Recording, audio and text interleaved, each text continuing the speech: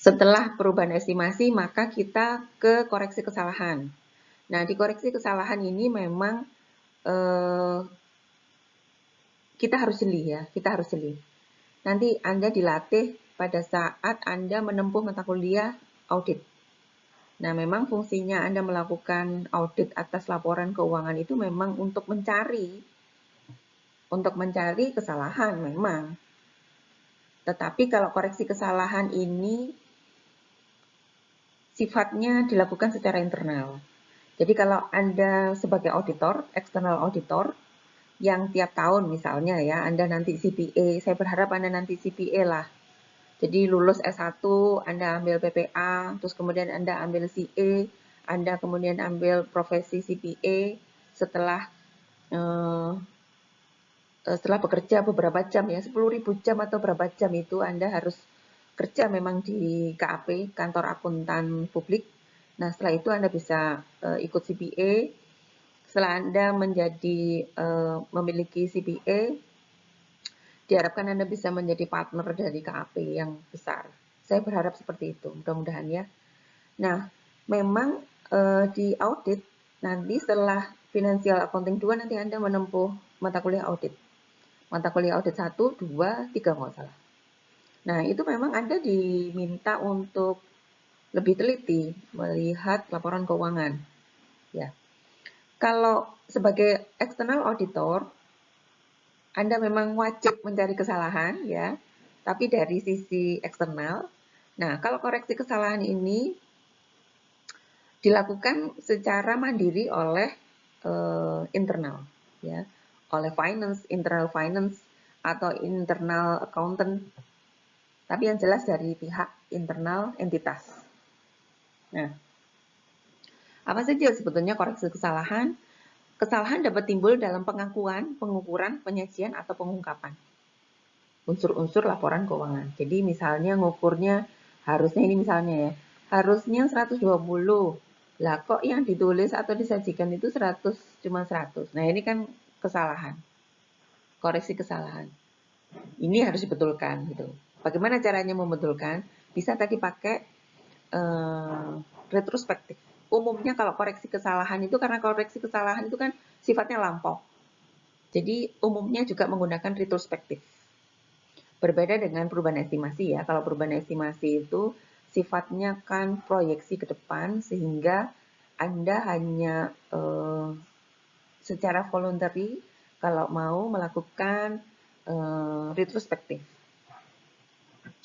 Berikutnya, kesalahan periode lalu adalah penghilangan pelaporan dan atau kesalahan pelaporan dalam laporan keuangan entitas untuk satu atau lebih periode lalu yang timbul dari kegagalan untuk mempergunakan atau kesalahan penggunaan informasi andal yang tersedia di laporan keuangan.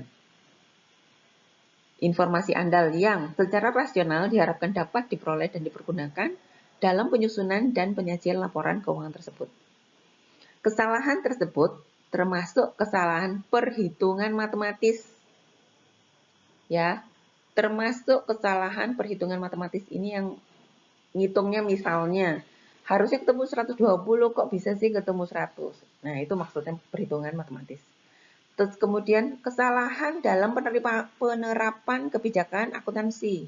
Nah, ini contoh yang paling gampang yang Anda pasti ingat itu adalah PSAK 30, PSAK 73. Untuk lesi, ya ini untuk akuntansi sewa ya. Untuk akuntansi sewa, dari sisi lesi, wajib menggunakan PSAK 73 sejak 1 Januari 2020.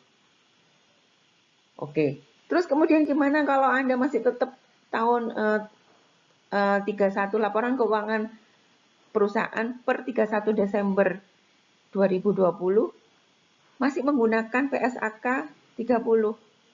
Ya, ini termasuk koreksi kesalahan. Dan memang kalau yang seperti ini bersifat retrospektif. Jadi kesalahan Anda itu mulai kapan? Loh. Kesalahan Anda ini misalnya kebijakan akuntansi ya.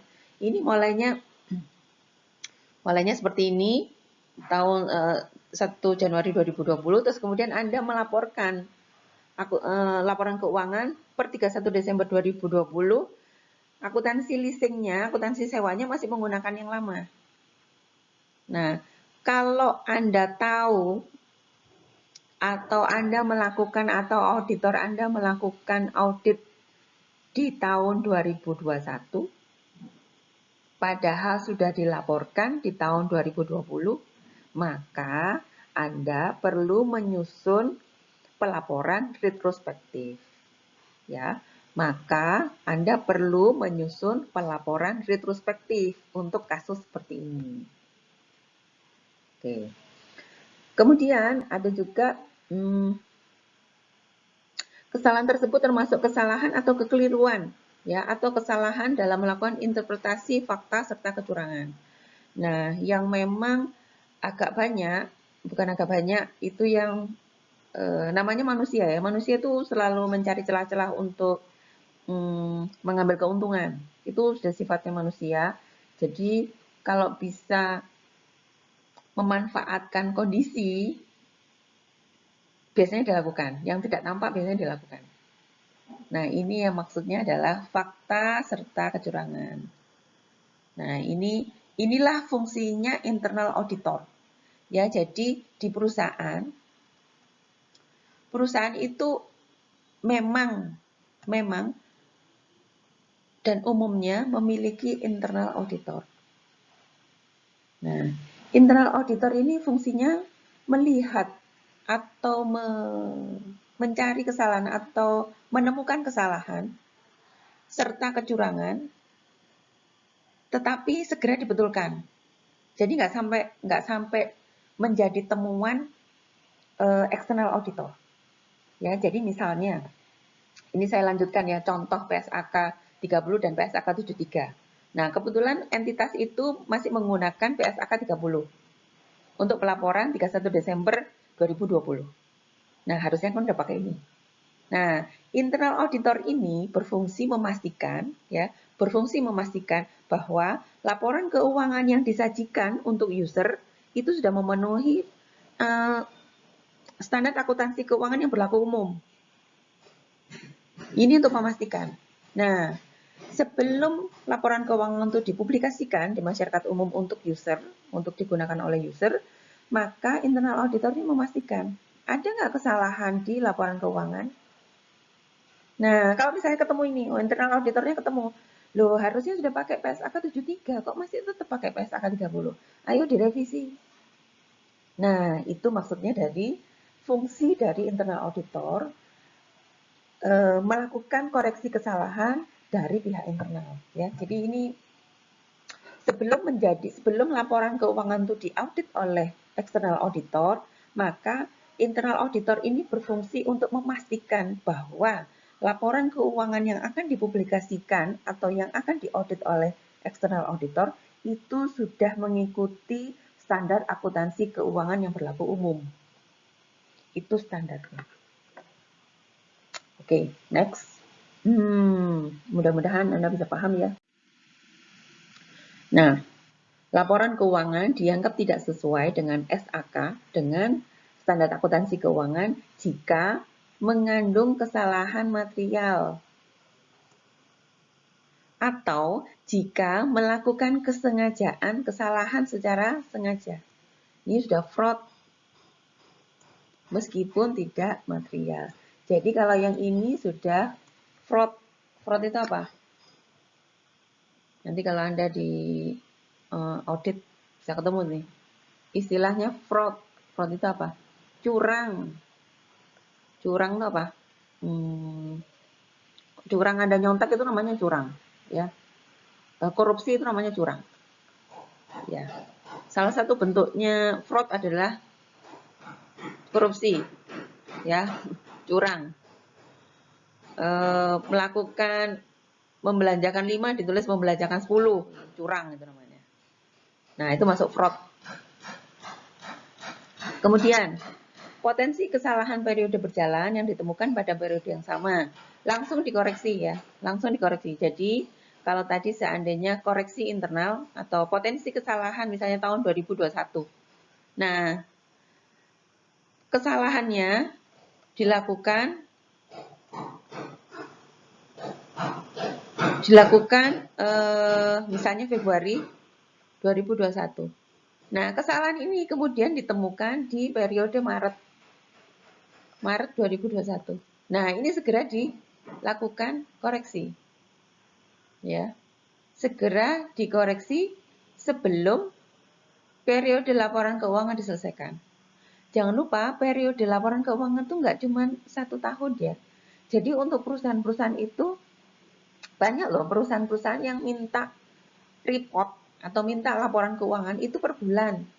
Ya, laporan keuangan itu tidak hanya 1 tahun 1 kali, misalnya 1 Januari 2020 sampai dengan 31 Desember 2020. Tidak hanya itu. Banyak sekali perusahaan yang minta report itu weekly. Bayangin kalau weekly. Terus ada lagi monthly. Ada lagi quarterly. Quarterly itu berarti 4 bulanan ya. Ada lagi semester, per semester. 6 bulanan. Nah, terakhir adalah yearly. Hanya saja yearly ini sudah melalui proses yang panjang sekali sehingga potensi kesalahan laporan keuangan tahunan itu kecil. Ya, itu fungsinya koreksi kesalahan atau fungsinya dari internal auditor. Oke. Kemudian berikutnya, kesalahan periode yang lalu. Koreksi kesalahan periode secara retrospektif pada laporan keuangan lengkap pertama yang diterbitkan setelah ditemukan kesalahan tersebut secara retrospektif, yaitu menyajikan kembali jumlah komparatif untuk periode sebelumnya yang disajikan di mana kesalahan terjadi. Jika kesalahan terjadi sebelum periode sajian paling awal, menyajikan kembali saldo awal aset, liabilitas, dan ekuitas untuk periode sajian paling awal. Jadi yang penting adalah yang poin 1 dan poin 2. Yang nomor 3 juga penting. Tapi yang jelas kalau di tahun kesalahan itu ditemukan, dilaksanakan di tahun-tahun sebelumnya atau periode sebelumnya, maka harus melakukan koreksi kesalahan pelaporan retrospektif.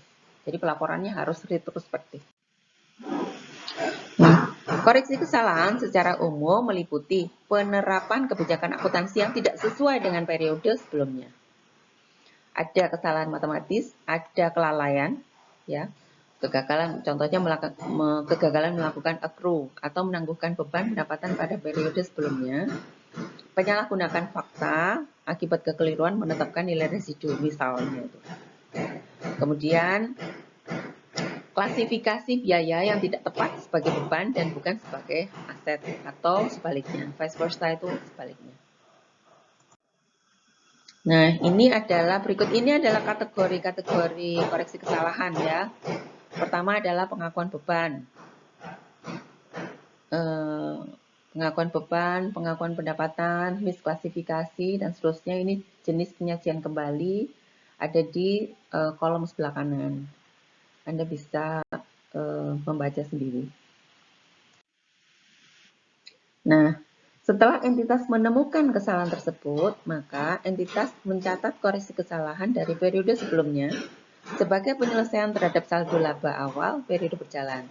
Ini sama retrospektif ini kayak gini. Tadi kan pada saat kita latihan atau pada saat kita diskusi contoh perubahan kebijakan akuntansi, itu kan ada penentuan saldo awal. Jadi saldo awal. Maksud saya begini, semua perubahan itu pasti ada saldo awal ya, saldo awal periode berjalan. Jadi mana yang salah, mana yang enggak, sama seperti Anda melakukan koreksi atau Anda melakukan pencatatan di perubahan kebijakan akuntansi. Nah, jika entitas menyajikan laporan keuangan komparatif, ini maksudnya keuangan komparatif itu menyajikan laporan keuangan lebih dari 1 tahun. Jadi kalau misalnya Anda menyusun laporan keuangan tahun 2000, ya. Jika Anda menyusun laporan keuangan tahun 2020, maka yang muncul harus komparatif minimal 2 tahun. Jadi yang muncul tidak hanya ini, tapi laporan keuangan 2020 dan 2019. Itu wajar itu. Ini soalnya syarat untuk penyajian. Jadi tidak ada yang tunggal cuma 2020 gitu toh, nggak ada. Mesti harus ada 2019. Ya, kalau Anda menyajikan atau koreksi kesalahan itu 2019 dan 2018 misalnya, misalnya sekarang bukan 2021 ya, misalnya sekarang itu kita berada di tahun 2020, terus kemudian menemukan kesalahan di 2019 dan 2018, maka harus muncul ini 2019 dan 2018.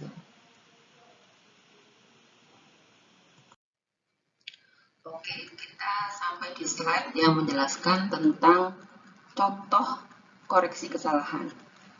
Di sini, di slide ke-42, tahun 2015, PT ABC menemukan kesalahan atau ditemukan kesalahan bahwa tidak ada pencatatan beban penyusutan gedung yang baru dibangun. Beban penyusutan sudah tepat dilaporkan dalam SPT pajak. Berikut ini adalah laporan PT ABC per 31 Desember 2014. Jadi ini kasusnya adalah terdapat gedung baru, namun tahun 2014 gedung ini belum disusut. Ya, jadi kesalahannya adalah gedung ini belum disusut. Anda bisa perhatikan bahwa di kolom yang sebelah kanan, dua kolom sebelah kanan dengan kesalahan itu ada dua, jadi beban penyusutannya kosong, 0. Ya. Laba sebelum beban penyusutan sama 100 juta, kemudian beban penyusutan tanpa kesalahan, jadi sudah diketahui tahun 2015, terus kemudian dibuat catatan bahwa harusnya gedung yang baru tersebut harus disusut sebesar 20 juta. Tapi ini yang dilaporkan 0, jadi belum disusut. Nah, akibatnya di laba sebelum PPh, di laba sebelum pajak, kalau sudah benar, kalau pencatatannya benar, harusnya laba sebelum pajaknya adalah 80 juta. Dan yang sudah dilaporkan adalah 40%, ya. 40% dari 80 juta adalah 32 juta.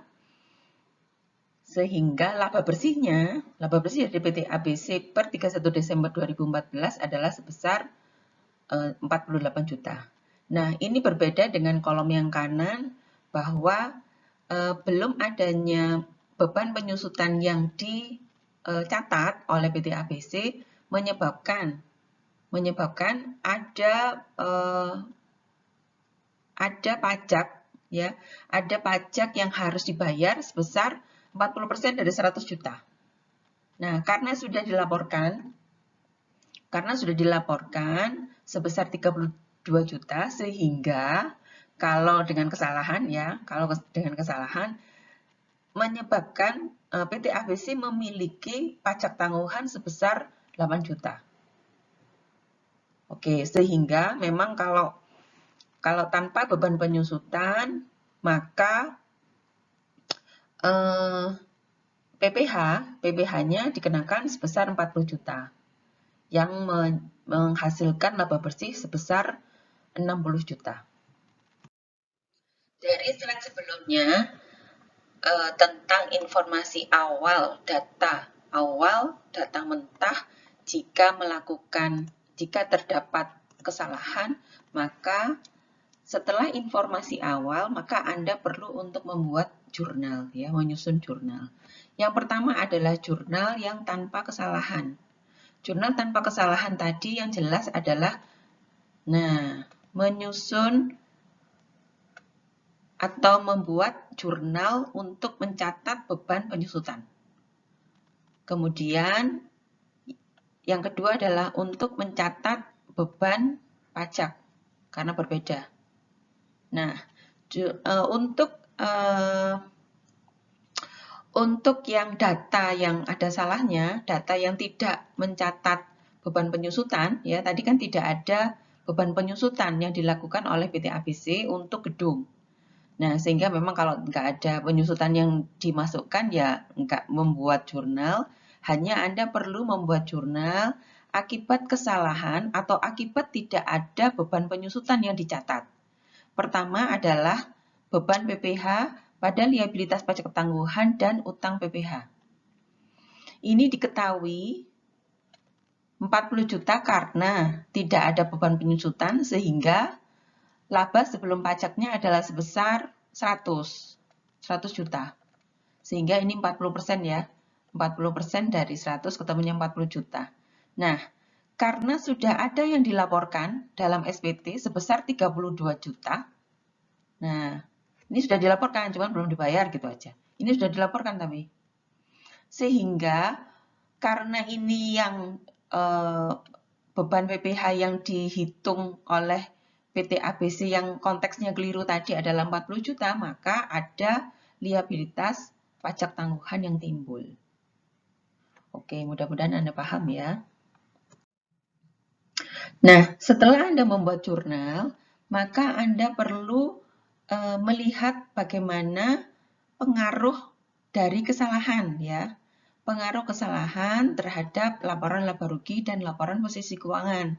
Jangan lupa kalau yang laporan laba rugi itu pasti hubungannya dengan laba dan PPh. Kalau laporan laba rugi, pajak ya, laba dan pajak. Nah, ini kalau laporan laba rugi. Sedangkan apa pengaruhnya atau berpengaruh di mana sih kalau laporan posisi keuangan di sini? Di akumulasi penyusutan gedung ya. Akumulasi penyusutan gedung yang 20 juta tadi belum dicatat sehingga terlalu besar. Terlalu rendah akumulasi penyusutan gedungnya yang dicatat atau yang muncul di laporan posisi keuangan. Termasuk liabilitas pajak tangguhan ya. Liabilitas pajak tangguhan tadi yang muncul karena laba sebelum pajaknya terlalu tinggi ya. Laba pajaknya terlalu tinggi sehingga menimbulkan liabilitas pajak tangguhan. Ini pengaruh dari kesalahan ya. Pengaruh dari kesalahan. Oke. Berikutnya, setelah Anda melihat masing-masing pengaruhnya, maka perlu jurnal koreksi. Nah, jurnal koreksi ini yang jelas mengkoreksi saldo laba. Jelas ya tadi. Saldo laba itu paling berpengaruh. Terus kemudian saldo labanya kenapa ini kok ditaruh di debit? Ini mengurangi ya. Kan saldo laba itu adalah akun kredit. Ya, aslinya adalah akun kredit. Nah, supaya itu saldo labanya berkurang, maka diletakkan di debit, di sisi debit sebesar 12 juta. Nah, liabilitas pajak tangguhan yang tadi ya, liabilitas pajak tangguhan karena ada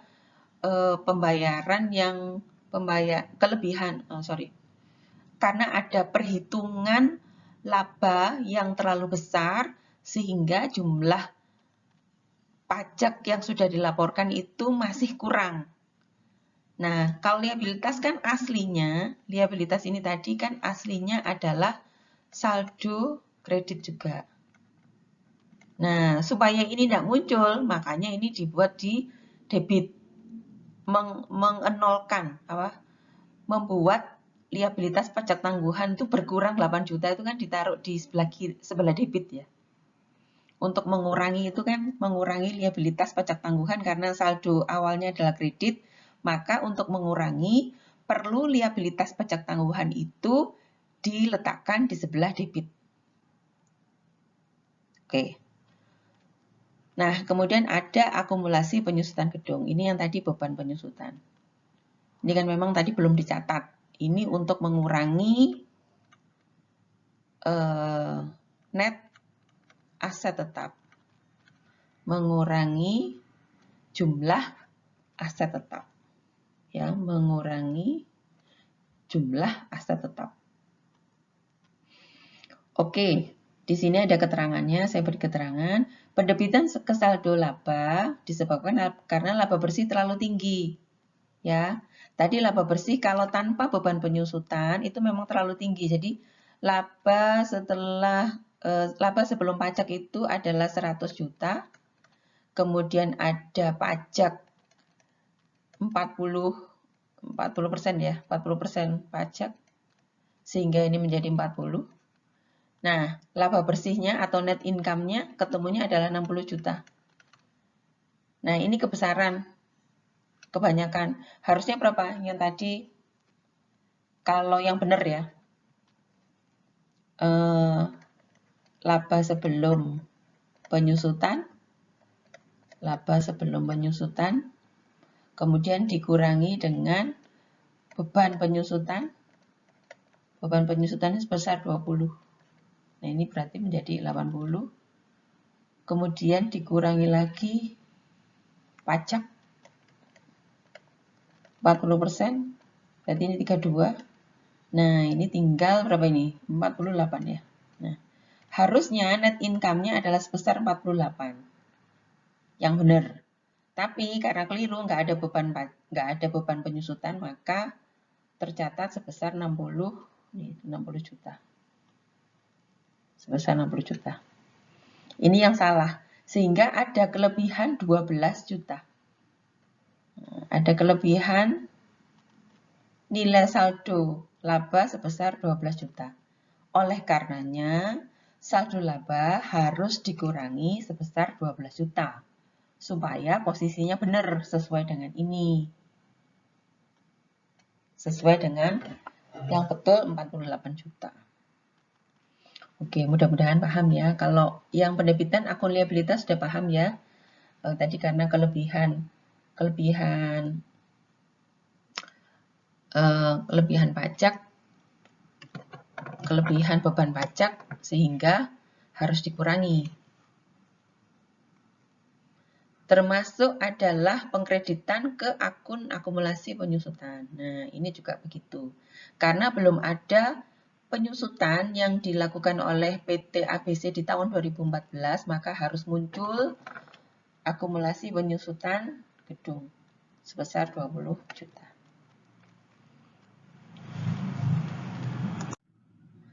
Berikutnya, ini adalah laporan keuangan komparatif.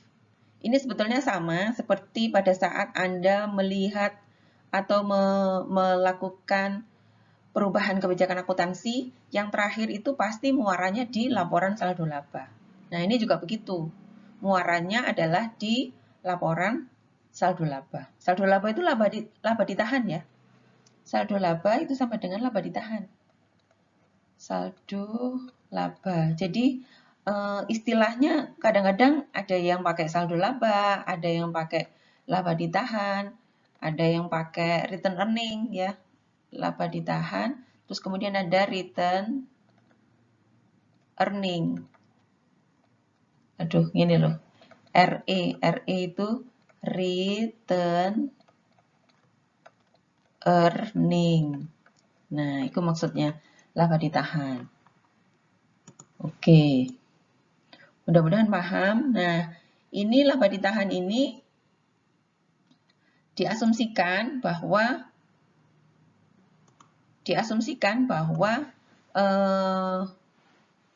saldo laba awal per 1 Desember ya, per 1 Desember 2015 adalah sebesar 350 juta. Terus kemudian ada koreksi kesalahan terdapat beban penyusutan yang harus mengurangi saldo awal, saldo laba. Kemudian ada juga ini tadi kan yang pengurangan PPh, liabilitas pajak tangguhan kan sebesar 8 juta. Sehingga harus dikurangi sebesar 12 juta. Tadi yang koreksi laba bersih. Ya, koreksi laba bersih. Sebesar 12 juta. Maka saldo laba setelah disesuaikan menjadi 338. Ditambah laba bersih, ini asumsi, ditambah laba bersih sebesar 400 juta, sehingga saldo laba 31 Desember 2015 adalah 738. Ini 738 dari mana? Ini aja pegangannya di sini, 350 ini adalah asumsi. Asumsi. Karena ini nggak muncul angkanya di data awal, tidak muncul. Sehingga ini adalah asumsi. Oke, mudah-mudahan bisa mempermudah Anda memahami bagaimana tahapan Anda untuk melakukan koreksi kesalahan. Nah, setelah itu Anda perlu untuk membuat atau menyusun laporan keuangan komparatif.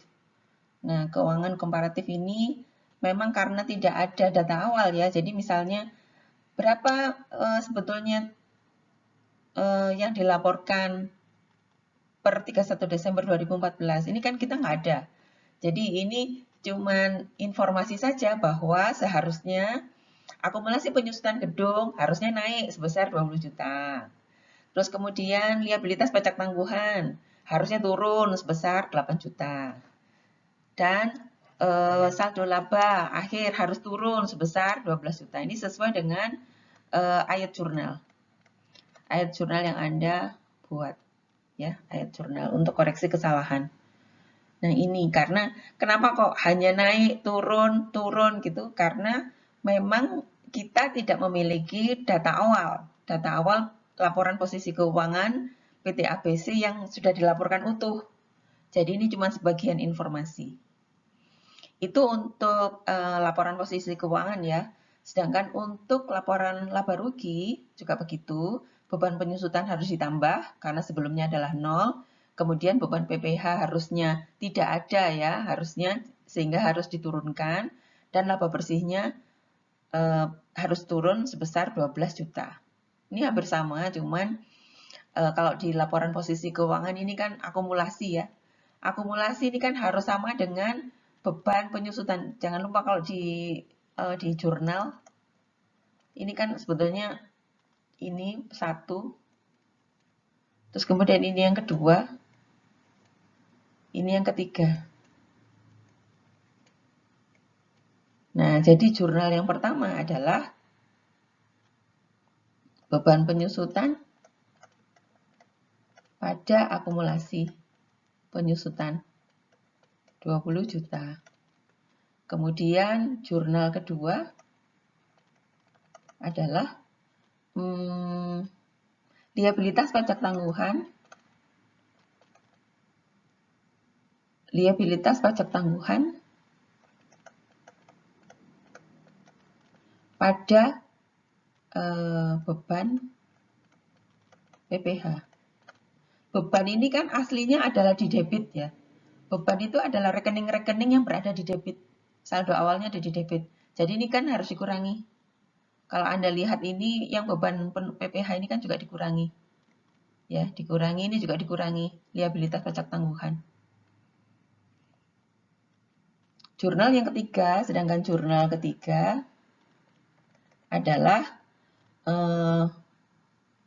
saldo laba. Saldo labanya kan turun itu. Saldo laba pada pendapatan ya. Saldo laba pada laba bersih. Ini juga harus turun sebesar 12 juta. Oke. Ya ini kalau pada laporan saldo laba udah lah ya. Udah di slide sebelumnya sudah muncul. Nah, kalau sudah selesai melakukan koreksi kesalahan, terus kemudian Anda menyajikan laporan komparatif, maka kemudian perlu ada pengungkapan ya, ada pengungkapan. Jangan lupa pengungkapan laporan keuangan itu muncul di catatan atas laporan keuangan. Pengungkapan laporan keuangan PT ABC adalah sebagai berikut. Pengaruh dari koreksi pada setiap item baru laporan keuangan dan setiap jumlah bersaham yang terpengaruh untuk setiap periode sebelumnya. Jadi ini kalau ada pengaruhnya memang harus disampaikan ke user laporan keuangan. Kemudian dampak kumulatif dari perubahan saldo laba. Nah, ini yang saya bilang bolak-balik adalah muara dari koreksi kesalahan adalah saldo laba. Perubahan saldo laba atau komponen ekuitas atau aset bersih lainnya. Jadi memang muaranya di saldo laba, tapi saldo laba itu kan hasil akhir ya, hasil akhir dari proses-proses sebelumnya. Nah, proses-proses sebelumnya itu bisa jadi ada di laporan posisi keuangan, dan laporan posisi keuangan jangan lupa, laporan posisi keuangan itu sangat terkait dengan laporan laba rugi, yang memang terkait lah di mana namanya di semua unsur-unsur laporan keuangan itu. Nah, ini ringkasan Anda bisa membaca sendiri ya. ringkasan bahwa perubahan kebijakan akuntansi ini maksudnya begini. Poin-poin di ringkasan koreksi kesalahan ini adalah perubahan kebijakan akuntansi antara lain A, B, C, D, E. Nah, yang harus menggunakan pendekatan retrospektif adalah A, B, C, D. Kemudian, jika tidak praktis untuk menentukan pengaruh sebelumnya, maka Anda harus melakukan A, B, C, D, E. Ini saya pikir sudah termasuk di dalam slide-slide sebelumnya kalau saya menyampaikan. Namun, saya tetap harus mencantumkan di dalam PPT supaya tidak ada yang kehilangan gitu ya, tidak ada yang miss, tidak ada yang hilang poin-poinnya. Ini juga termasuk lanjutan dari yang slide ke-49. Nah, ini perlu yang saudara-saudara ketahui bahwa terdapat peristiwa setelah periode pelaporan. Ya, jadi ini acuannya adalah PSAK 8. PSAK 8 itu membahas tentang peristiwa setelah periode pelaporan. Peristiwa setelah periode pelaporan membedakan peristiwa setelah tanggal periode pelaporan. Laporan posisi keuangan menjadi dua. Peristiwa yang memerlukan penyesuaian dan peristiwa yang tidak memerlukan penyesuaian. Apa saja peristiwa yang memerlukan penyesuaian? 1.